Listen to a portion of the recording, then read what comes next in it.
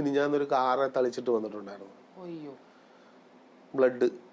അതായത് ഈ സാധനം എടുത്തിട്ട് അവർ പവർ ചെയ്യണം. അതായത് നമുക്ക് പുറത്തു പറയാൻ പറ്റാത്ത പല കാര്യങ്ങളും അതിനകത്ത് നടക്കുന്നുണ്ട്.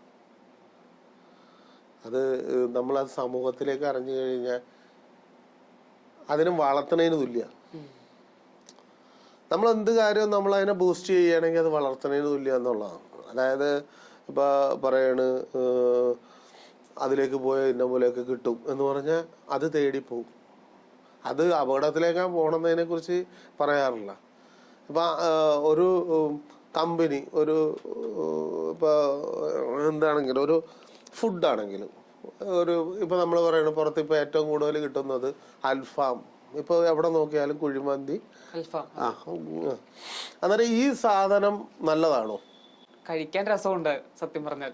അൽഫാം എന്ന് പറയുന്ന ആ ചിക്കൻ ചുട്ടെടുക്കുന്നത്, അതിനകത്തു നിന്നുണ്ടാകുന്ന കാർബണിന്റെ അംശം നമുക്ക് ശരീരത്ത് നല്ലതാണോ?